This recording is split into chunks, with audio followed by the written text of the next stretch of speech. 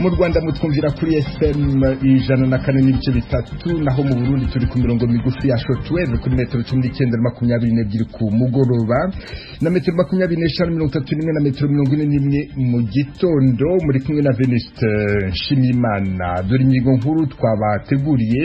Mu Burundi kuri wa mbere umuryango w'umukuru w'igihugu Evariste Ndayishimiye uratangiza amasengesho y'iminsi 3 yo kurangiza umwaka mu gihe leta nta kiravuga kuri nyakwigendera Pierre Buyoya. Jewe ndi mu bibaza yuko guhuza umuryango atakiri kirimwo, nkaba mboneyeho na jewe akaryo guhuza umuryango wiwe wabuze umuvyeyi w'umuryango. Domitien Ndayizeye wigeze kuba perezida w'u Burundi mu kanya muramwumva avuga ku murage wa Pierre Buyoya uzakingurwa ejo mu gihugu cya Mali.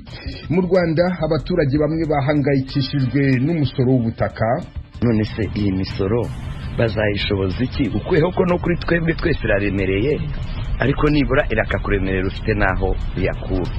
Ingabire Marie Immaculée umuyobozi wa Transparency International ishami ry'u Rwanda.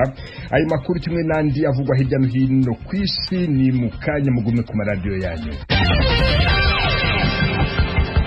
Ariko mbere y'amakuru avugwa mu karere kaduhere ku makuru avugwa hirya no hino ku isi mwateguriwe na mugenzi wacu Eugenia Mukankushi. Amakuru turahera inaha muri Leta Zunze Ubumwe za Amerika. Perezida wa Leta Zunze Ubumwe za Amerika Donald Trump yarayatangaje intumwa zimuhagararira mu muhango wo kwimika perezida wa Burkina Faso Marc Christian Kabore uyu munsi kuwa mbere i Ouagadougou. John Pierre Pham, intumwa idasanzwe yihariye y'Amerika mu karere ka Saheli, niwe uyobora intumwa za Amerika. Zirimo kandi Sandra E. Clark, ambasaderi wa Amerika muri Burkina Faso.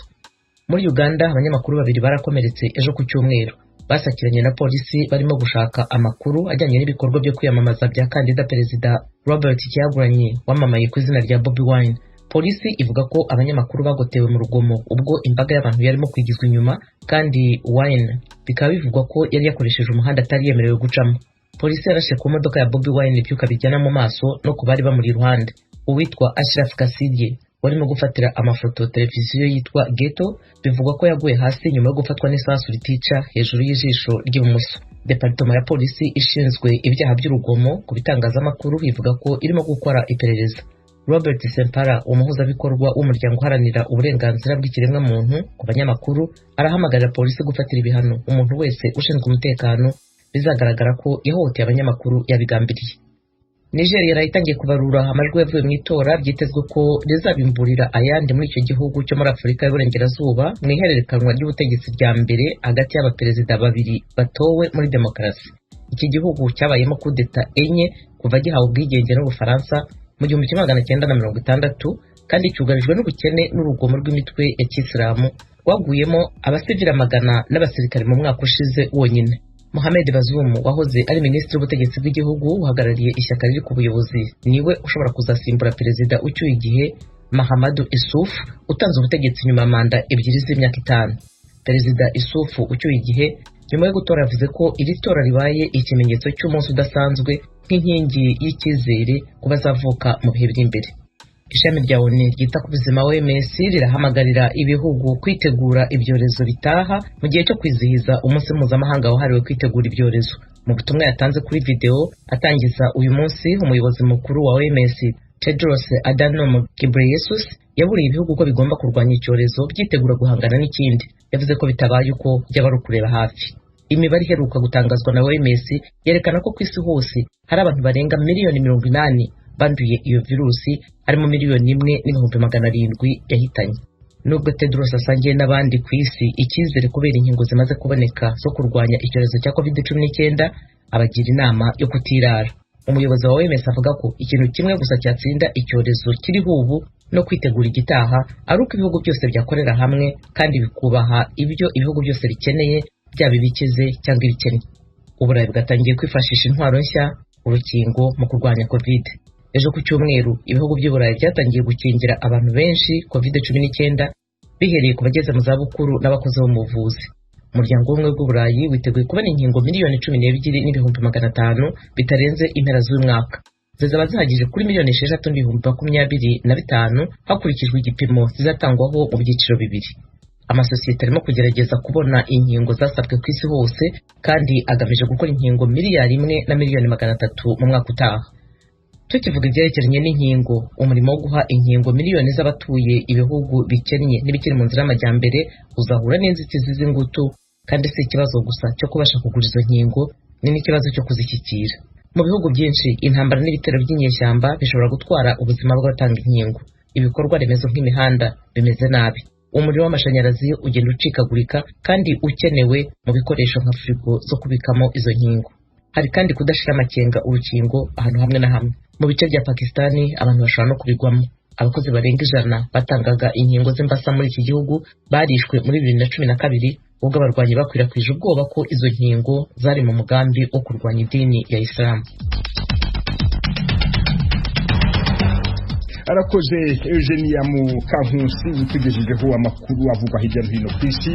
Tubibutse ko iyi mwumva ari radio Ijwi ry'Amerika yumvikanira kuri FM 104.3 mu Rwanda, mu Burundi no ku mirongo migufi ya shortwave kuri metero 19 mushobora kandi kumva ibiganiro byacu muciye ku rubuga rwa internet kuri wa eshatu kadomo radio yacu voa.com, naho ku mbuga za Facebook, YouTube na Instagram adresi yacu ni VOA radio yacu.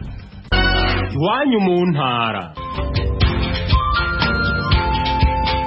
Tuyagire mwisanzuye kw'Ijwi ry'Amerika. Ni kuva ku wa mbere gushika ku wa gatanu kuva isaha 7 gushika isaha 7:30 z'umutaga. Iwanyu mu ntara, iwanyu mu ntara, iwanyu mu ntara.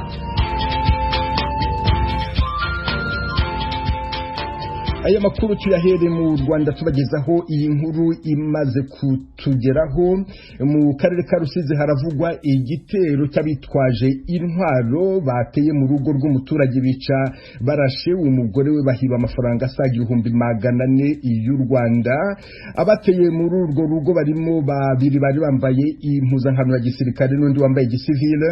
Ibyo byabaye hafi ku isaha ya 3 z'ijoro mu murenge wa Gihundwe hafi nko mu birometero 3 uvuye mu mujyi wa Kamembe. Umwe mu baturanyi yabwiye Ijwi ry'Amerika ko abateye muri urwo rugo babanje gusaba nyir'urugo kubaha imbunda aherutse gukura muri Kongo, abasubije ko ntayo, bamutegeka kubaha amafaranga yose afite. Abo ngo bahise bamubohesha umugozi basaka inzu bakuramo amafaranga 470 ndetse basiga barashe umugore we wahishe yitaba Imana. Kugeza ubu abaturanyi b'uyu muryango baravuga ko urupfu rwa mugenzi wabo rwabateye ubwoba. Iyi nkuru turayigarukaho ku buryo burambuye mu makuru yacu ataha.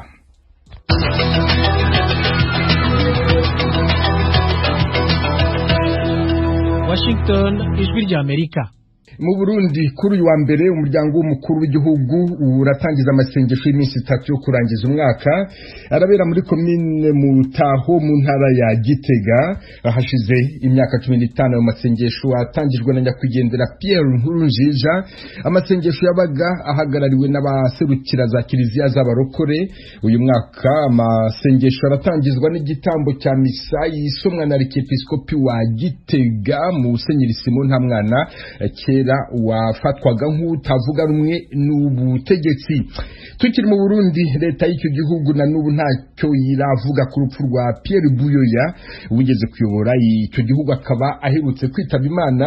Azashyingurwa ejo kuwa 2 mu gihugu cya Mali, aho yaramaze imyaka 8 ari intumwa idasanzwe y'umuryango w'ubumwe bwa Afurika. Domitien Ndayizeye wakoranye na Pierre Buyoya ari ikegera cye mbere yuko amusimbura, aratanga imwe mu mpamvu leta ntakiravuga. Nibyo ntacyo barabivuga, ariko umuntu ashobora kwibaza imvo naho abarundi bavuga ukwibwira niko kubesha. Ndibaza yuko ari ibintu bijanye n'izi manza baheruka guca, ni ibintu byashitse mu gihe kitari cyo. Nibaza yuko bisaba leta kwiyumvira no gushishoza no kuja inama kugira ngo bashobore gufata intumbero nyayo. Icyakora jewe ndi mu bibaza yuko guhoza umuryango atakirimwo, nkaba mboneyeho na jewe akaryo ko guhoza umuryango wiwe wabuze umuvyeyi w'umuryango. Domitien Ndayizeye kandi aragaruka ku murage Pierre Buyoya asigiye Uburundi n'Afrika. Batiye bashaka guhera ku masezerano y'Arusha, Perezida Buyoya yaragerageje kugarura abarundi ku nzira yerekanywe n'amasezerano y'Arusha. Bwa kabiri novuga yuko nyuma amaze kuva ku butegetsi yarakoze uko ashoboye kugira ngo ashobore gufasha ibihugu vya Afrika kuva mu ngorane byari bifise. Urazi yuko yagiye arahanura hirya no hino kugeza igihe bamugena ko ariwe aserukira ishirahamwe rya Afrika muri Mali, kandi akaba atabarutse yaramaze kushika ku ntambwe ikomeye, kandi ari ndashikaho hose leta y'u Burundi yaramushigikiye, iramusunika, iranasaba ibindi bihugu kumushigikira, n'ahandi hose atashoboye guca nko mu ishirahamwe ry'ibihugu bivuga ururimi rw'igifaransa. Murazi yuko leta yamushigikiye n'aho atashoboye gutorwa. Novuga rero yuko mu bihe vyiwe vya nyuma n'ukuri yaragerageje gukora ivyo ashoboye kugira ngo ashobore kugarura agateka ka Afrika mu kugarura amahoro. Domitien Ndayizeye wigeze kuyobora igihugu cy'u Burundi ari mu batumire b'ijwi ry'Amerika bakoranye na nyakwigendera Pierre Buyoya uzakingurwa nk'uko nabibabwiraga mu kanya kuri uyu wa kabiri i Bamako mu murwa mukuru wa Mali. Mu Rwanda abaturage basabwa kwishyura ubukode bw'ubutaka bahawe bitarenze tariki ya 31 z'ukwezi kwa gatatu umwaka utaha. Abaturage bakennye bo bagasaba ko uyu musoro wakurwaho bitewe n'ubukene bavuga ko bwatewe n'ikiza cya COVID-19. I Kigali inkuru irambuye Asumutakaboyi. Umusoro abaturage basabwa kuba bishyuye n'ubu butaka batuyemo ndetse n'amazu bwubatsemo ku bafite inzu irenze imwe, hari n'uruzatangwa mu kwezi kwa mbere w'inyungu z'ubukote ku bafite amazu akodeshwa. Ni kenshi abaturage bakunze kugaragaza ko bitaboroheye kubona uyu musoro, ariko ubu bwo benshi baribaza uko uyu mwaka bazawubona mu gihe ibiciro byazamuwe. Uyu musoro wavuye ku mafaranga ari hagati ya 0 na 80 bitewe n'icyo ubutaka bukoreshwa, ugezwa kuri 0 n'amafaranga 300 kuri metero kare. Uko kongera umusoro ni ikintu abaturage bakomeje kuvuga ko kije kubahuhura mu gihe n'ubundi ubukungu bwabo bwifashe nabi. Ahubwo ni ibintu by'ubutaka imisoro wose mwihangane munayivane ko ubutaka bwo muzabusorera ubusorere ari ubwawe musorere karaga kirazira bari kwijuruta abaturage rwose babanywa n'igihugu tuzagihunga tiyo misoro y'ubutaka ngo usorere inzu bamwo tuzimuka. Nubwo kenshi abaturage basobanura iby'uyu musoro usanga hari abahisemo kuwihorera, ariko byatinda ingaruka zikabageraho. Abantu bamwe bavuganye n'ijwi rya Amerika bo mu murenge wa Rweru mu karere ka Bugesera. Nk'iyo wagize akabazo bibaye ngombwa ko afata nko ku butaka afite agira ngo agurisheho agira ikibazo akemura, asanga arimo imisoro irenze ubushobozi ya parisera agiye kugurisha, agahitamo kubireka. Barasora ariko usanga batabyumva kuko aravuga ati se ndasorera ubutaka ntacyo bunyinjiriza, ndabusorera, ugasanga amafaranga yo gusora ntago ari kuboneka kubera ubutaka ntacyo burimo kumwinjiriza. Niba nta gihindutse ubwo bazakurikiza itegeko rya leta bwisubize. Iki kibazo ntikigaragazwa n'abaturage gusa kuko n'abajijutse berekana ko uyu musoro wakwa ku butaka no ku mazu abwubatseho ubangamiye cyane abaturage, cyane cyane abafite amikoro make. Madame Ingabire Marie Makire ni umuyobozi wa Transparency ishami ry'u Rwanda yabibwiye ijwi rya Amerika. Abaturage bose barasa n'abahungabanye kubera iyi misoro. Uwo muvuganye wese ariko arakubwira ati ntabwo tuzi uko ibintu tuza kubisohokamo. Abitwa rero ngo batuye mu mujyi kandi mu by'ukuri batishoboye kandi barahari, twarababonye cyane cyane iki gihe cya COVID. Ngira ngo nta mudugudu n'umwe muri aya makaritiye menshi y'umujyi wa Kigali utarufite abaturage ugaburira kubera ko batabashije no kubona icyo kurya, kandi bafite amazu yabo basanzwe batuyemo. None se iyi misoro bazayishoboza iki? Ukweho ko no kuri twebwe twese iraremereye, ariko nibura irakakuremerera ufite naho uyakura. Iyo rero batubwira ngo hari abo bazasonera, ntabwo ari byo, kuko icyo twabonye buri umudugudu wose cyangwa se wenda n'akagari baricara bakagena uwo musoro bazatanga. Ubwo rero ngewe ndabona ibi bintu biteye impungenge, leta ikwiye kubitekerezaho. Niba tuvuga umuturage ku isonga, ntabwo noneho dukwiye kumusonga. Ikibazo kinavugwa kandi n'imiryango iharanira uburenganzira bwa muntu mu Rwanda. Safari Emmanuel uhagarariye Crado yabiganirije Ijwi ry'Amerika asaba ko uyu musoro ukwiye kuvaho. Iriya tegeko ry'imisoro y'ubutaka ni itegeko mu by'ukuri ku bwacu nka societe civile tubona yuko ribangamiye abaturage. Itegeko rero bwa mbere ryagombye kuza rireshyeshya abantu. Ikindi cya kabiri iriya misoro iri hejuru ugereranyije n'imibereho y'abaturage. Noneho twaje no muri periode mbi ubukungu bwagabanutse cyane, ntabwo cyari igihe mu by'ukuri cyo kugira ngo abanyarwanda cyangwa se abaturage bongerezwe imisoro bayishyire hejuru, kuko nabo ni abanyarwanda kandi bashinzwe kubahiriza uburenganzira bw'abantu. Nimba abanyarwanda barira bataka, buriya ntabwo ushobora kureberera abantu bariho bataka bumva yuko baremerewe n'ikintu kandi ubu hari kugira ngo bahe igisubizo. Nubwo abaturage ndetse n'imiryango irengera uburenganzira bwa muntu gusaba ko iri tegeko ryahinduka, ikigo cy'igihugu gishinzwe kwakira imisoro n'amahoro cyo kivuga ko guhindura itegeko byashoboka mu gihe bigaragaye ko ribangamiye abaturage. Mu bisobanuro, Ernest Karasira, komiseri w'imisoro yeguriwe inzego z'ibanze mu kigo cy'igihugu gishinzwe imisoro n'amahoro Rwanda Revenue Authority, agaragaza ko guhindura iri tegeko bitari hafi. Itegeko iyo babonye mu by'ukuri aho ribangamye cyangwa se aho rigomba kunozwa neza, murabizi amategeko arahinduka cyane. Itegeko nshinga twarihinduye, itegeko ry'umusoro rero ntabwo byabura kudahinduka, mbona bikiri kare kuko itegeko nibwo tukishyira mu bikorwa. Umwaka wa mbere wa 2019 twasoresheje kuri 80 kuko n'ubundi yari muri range cyangwa se muri bya bipimo itegeko ryemera hagati ya 0 na 300. Ubu ngubu rero inama njyanama za buri rwego baricaye baravuga bati reka naho turebe itegeko riteganya, turebe n'abaturage bacu ndetse tubahagarariye dushyire ibipimo mu by'ukuri bibanogeye. Biramutse bigaragaye ko harimo ikibazo, reka ko abantu bakwicara kubitekerezo bakareba uburyo byakemwa. Itegeko rishya rigena ko metero karimwe y'ubutaka izajya isoreshwa hagati y'amafaranga 0 kugeza kuri 300 bivuye kuri 0 kugeza kuri 80. Inama njyanama y'uturere nizo zigena amafaranga ubutaka runaka busora, kandi abo bayobozi akaba aribo bagaragaza ko mu gihe umuturage byagaragara ko atabushobora kwishyura ashobora gusonerwa. Mu gihe kandi umuntu yanze kwishyura burundu kandi yari afite ubushobozi, hifashishwa amategeko asanzwe ashobora no kugeza ko ibintu bye byatezwa cyamunara. Umukuru w'igihugu abizeza ko kigiye kuganirwaho. Assumpta Kaboyi, Ijwi ry'Amerika, i Kigali. Tukiri mu Rwanda, ikigo cy'igihugu gishinzwe ubuzima RBC kiratangaza ko cyavuguruye uburyo bwo gusezerera abarwayi ba COVID-19 bitabwaho bari mu ngo. Abarwayi batarembye bari basanzwe bakurikiranwa n'abaganga bari mu ngo zabo.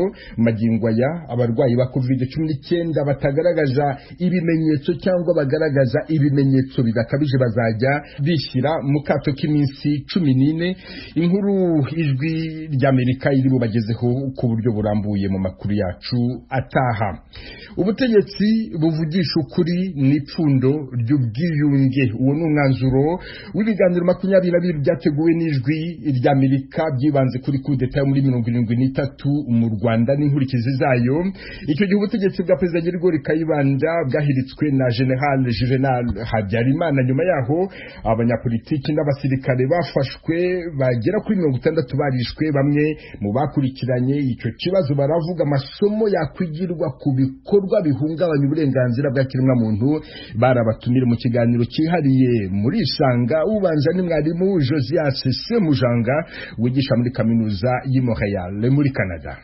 Icyo twakuramo n'ibyo mwavuze mwese nuko inkozi y'ikubise urugo, none ukagerageza uburyo aho uri ku giti cyabo bashyiraho ibyo bita la morale exemplaire. Sinshaka kwihorera, ndashaka ukuri, ariko kuri kubonetse simbona uburyo umuntu uzahuza abanyandugana cyangwa amajyaruguru n'amajyepfo kuri icyo kibazo cy'ingoma ya Habyarimana yahekuye abantu benshi.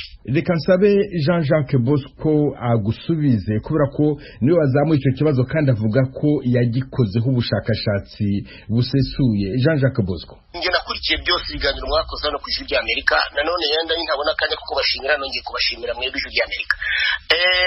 Mu kiganiro kigera nko mu biganiro bibiri bya nyuma bishize, uwitwa Komanda Burasa ariwe wakoraga ibyo nakwita itohoza y'ibyaha byakozwe, yavuze ati ubundi niko yavuze Burasa, tubundi numvise ko hari n'uburyo bwo kugira ngo abiciwe cyangwa se imiryango y'abiciwe baganire na bariya babizi, ni ukuvuga bariya bari mu butegetsi bwishe icyo twita ubwishe bw'ingoma aribo bariya ba Serubuga bariya ba Simba n'abantu bitura n'abandi babibonye bari muri ubwo butegetsi cyangwa bari bakuze bari batangiye kugira ngo babirebeho babwire abana n'imiryango cyane cyane kuko abari abana icyo gihe n'abagabo bari bashatse n'abantu babaga ibyo rero ni ukuvuga ko ntibazabura ndetse ahubwo nawe wagumye no gutangira kubitekereza nk'umuprofeseri ukavuga uti se kwiba ari ibibazo by'abagabo nk'umuntu w'umugabo nanjye nazatanga umuganda mu bitekerezo gutyo ibyo rero ntabwo bibuze ahubwo ikibazo ni ukuvuga bati kuki biri gutinda ngo abantu babiganireho kandi ikibazo cyari gihagaragara kitatinda tabu nk'uko Venus abivuze ntabwo rero abantu babuze nako nagusubiza urebye muri rusange ahubwo byateye imbere. Kayisire Mukunde nteye ijambo risoza ikintu narangirizaho ndagira ngo d'abord nshimire ijwi rya Amerika ko ryahaye ijambo aba victime ni ikintu gikomeye cyane ndabitsindagira ndabizi icyo bita akarengane ndabizi kuba umu victime byose ndabizi niyo mpamvu ndashimira ko mwahaye ijambo aba victime bakiriya gihe ikintu mbifuriza nuko bagira ndabivuga mbikuye ku mutima nuko bagira ahantu bibukira babo bakagira urwibutso rwabo bakagenda bakahashyira indabo bakabasha no gukora ubwiyunge bwa nyabwo nabo bantu babiciye bakabwira aho abantu babo babashyize bitavuga ko ari ugusubira inyuma ikindi kandi bikaba n'isomo isomo ndarivuga ndaritanga kugira ngo abanyarwanda bajye basubira inyuma barebe ibyabaye byose ngira ngo abantu babikoze n'amafamiye yabo nuko kuntu gutinya kubivuga ubu ngubu batari biteguye ko nyuma y'imyaka 40 bari abantu bashobora kuvuga aho ngaho niryo somo nakuramo umuntu wese wica iki gihe n'ikizaza buri gihe ajya amenya ko arishe ariko asiga abavandimwe asiga abapfakazi asiga imfubyi abo bantu utari ibyo bakuze birabagaruka nicyo kintu narangirizaho kandi murakoze kubona mwarakoze iki kiganiro ngira ngo ni byanatubera isomo no ku bantu bose n'abari ku butegetsi n'abashaka ubutegetsi ngo babone ko amaraso arasama ku mundi mu kinyarwanda murakoze. Urakoze nawe tugeze kuri Professor Gasimba wanditse umuvugo wise indege y'ubumwe iyo ndege usanga hari abashobora kuzayifata ikagira aho ibageza. Urakoze Benedict ariko nuko nayanditse amenya nagiye kwizira nayo ariko rero aho kunigwa n'ijambo wanigwa n'uri bwiye reka mbere kubyo Clarisse avuze nanjye nanzura twerekeza kuri ubwo bumwe burashoboka ikintu navuga nuko abicanye muri kiriya gihe bishubozo bariya banyagitarama abo bantu nabo bapfuye nabi kuko amaraso arasama arabyibukije bafite ibikomere byamaze igihe kirekire byabaye umufunzo bafite agahinda ariko rero icyo umuntu yavuga nuko twebwe reka tubabarane n'abababara niko n'ijambo ry'Imana ritubwira twishimane n'abishima ariko bishima mu bikorwa byiza hanyuma dufatanye kubaka ingoma y'amahoro ntabwo mvuga ngo kubaka ubutegetsi kuko ingoma y'amahoro ishobora kuba ifite ubutegetsi cyangwa iri mu bantu iri mu mitima y'abantu nk'uko bivugwa ngo ubwo intambara ivukira mu mitima y'abantu aho mu mitima y'abantu niho dukwiriye gushakira intwaro z'amahoro reka dushakire intwaro z'amahoro mu mitima yacu kugira ngo tutangire twubake kuko u Rwanda rwiza u Rwanda rushimishije buri wese nta kureba akarere nta kureba ubwoko nta kureba urwego rw'imibereho ari ukureba gusa yuko ari umuntu hanyuma ndetse akaba ari umunyarwanda murakoze.